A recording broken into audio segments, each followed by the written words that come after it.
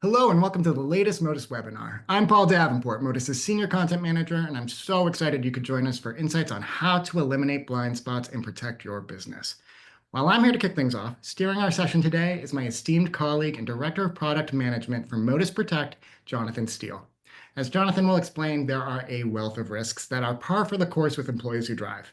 That doesn't mean, however, that you can't take control of risk management to minimize your business's liability and ensure safer driving across your entire workforce. Now, one glaring stat that Jonathan is going to be referencing throughout our session today is that 75% of Americans who have their licenses suspended continue to keep driving after the fact. This is not only a legal violation and likely a violation of company policy, but it opens up businesses to significant costly risk and liability. According to a recent study by the U.S. Chamber of Commerce, for instance, auto accidents are the second largest category of nuclear verdicts, where the award exceeds $10 million. To that end, the median nuclear verdict awarded for vehicle accidents increased 63% between 2010 and 2019, peaking at $24 million as of 2022. The risks are particularly high in the US, where the rate of fatal accidents is almost double that of any other wealthy nation per mile driven.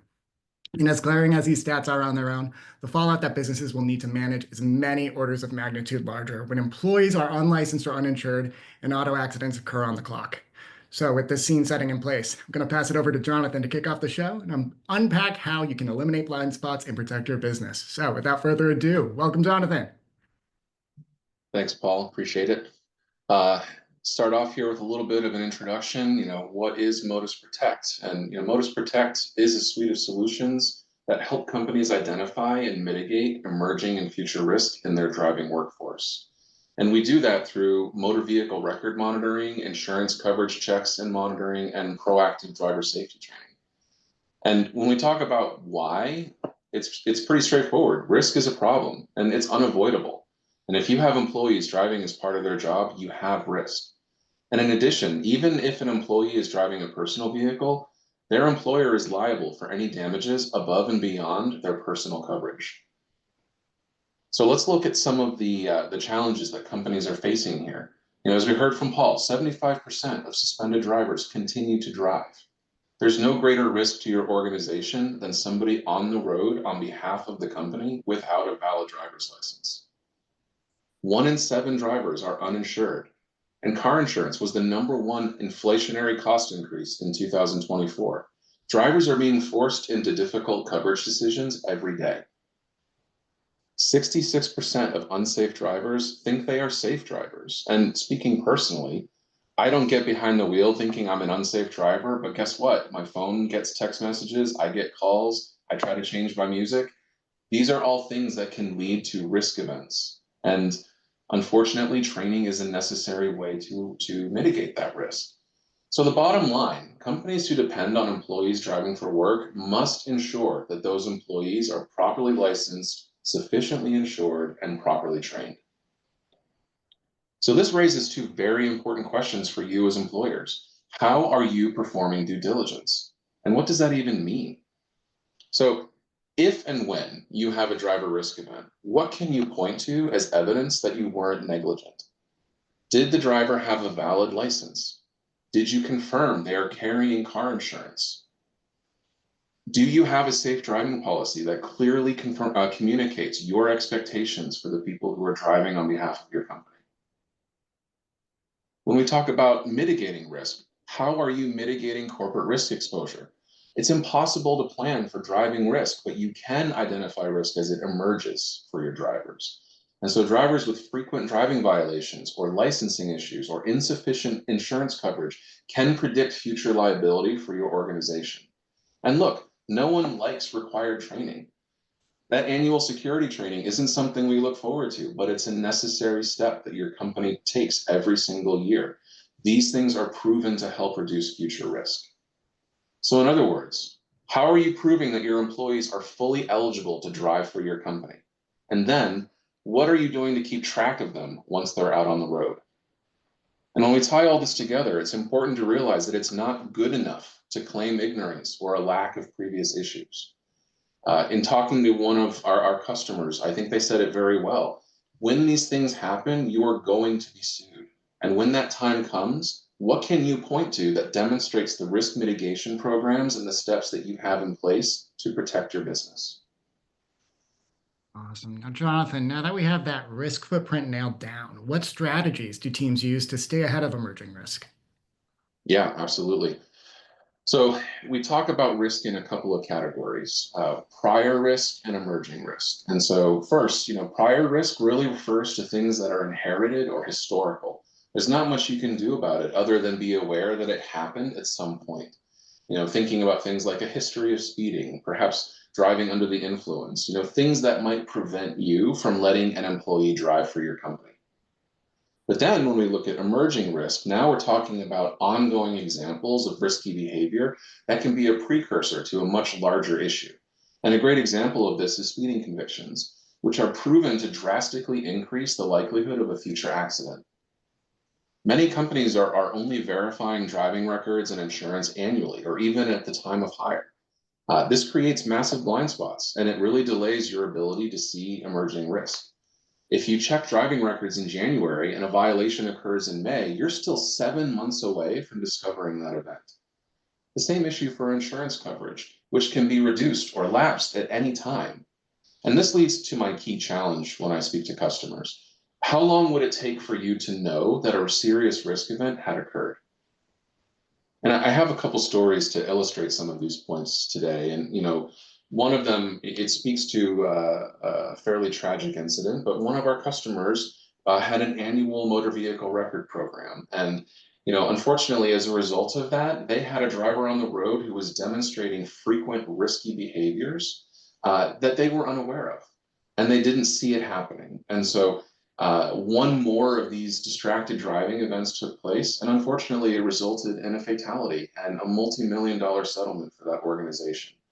And these are tragic moments, but they are real, and they are problems that your organization needs to be able to take to address and have visibility into.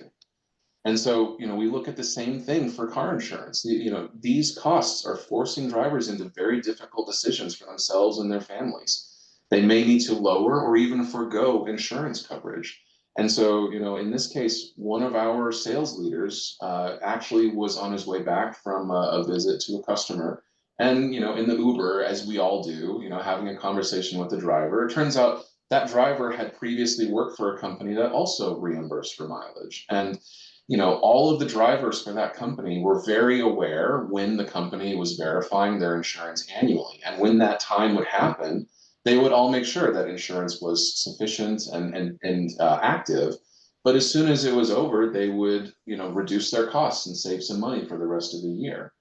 And this, again, when that happens, if you don't have visibility to those sort of things taking place, you have a lot of blind spots that will ultimately create liability for your company.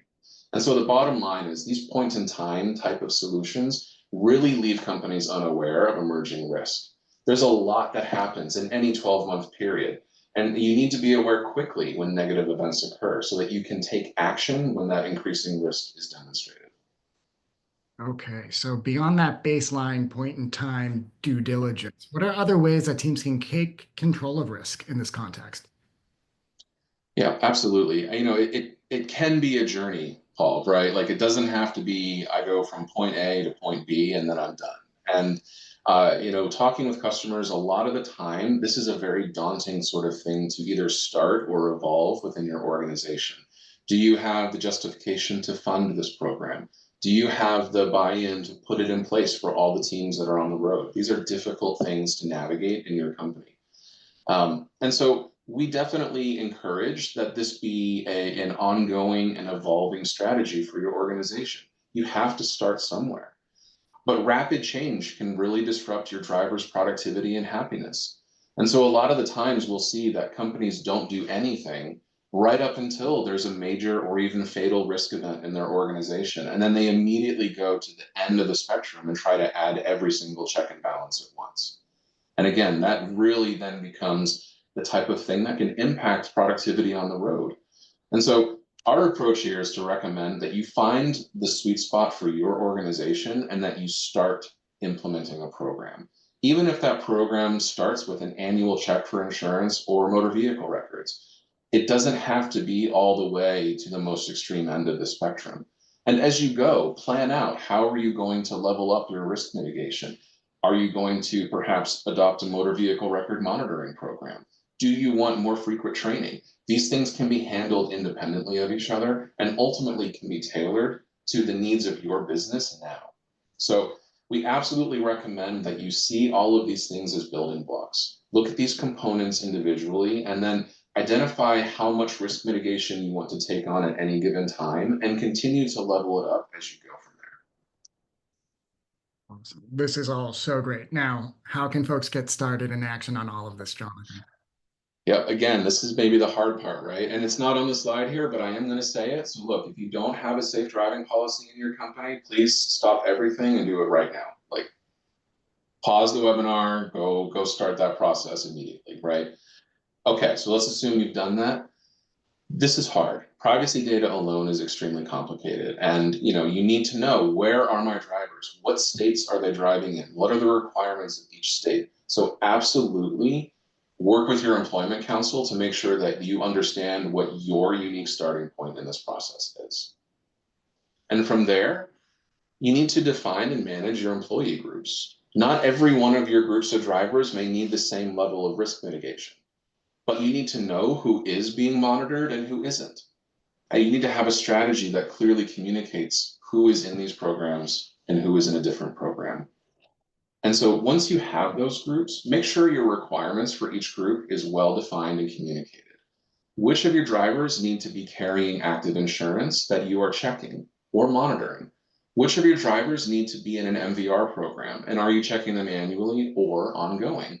How much data is actually needed as an MVR program in your organization? These are all really important decisions that can have a big impact on who is managing and how effective the program may be in your company. And then at the end here, look, you have to decide who has access to the data. Risk data is extremely sensitive. We're talking about potential consumer reporting data, talking about personal information. What happens when this data arrives in your organization? Who has access to it? How long do they have access to it? How long does it stay in your organization? Have a plan for data retention and make sure that you are actively managing it. And look, again, this is hard. We recommend find yourself a partner who can help you navigate through all of these challenges. It's extremely important that your company has a plan to mitigate risk for your drivers. And there are plenty of opportunities out there for people to help you get through that process. I love that, Jonathan. I think that's invaluable. Thank you so much for steering us through this today. And thank you everyone who signed up for our on-demand webinar. To learn more about Motus Protect solutions, reach out to our team or visit www.motus.com/Motus Protect. Thanks, everybody. Thanks, everyone.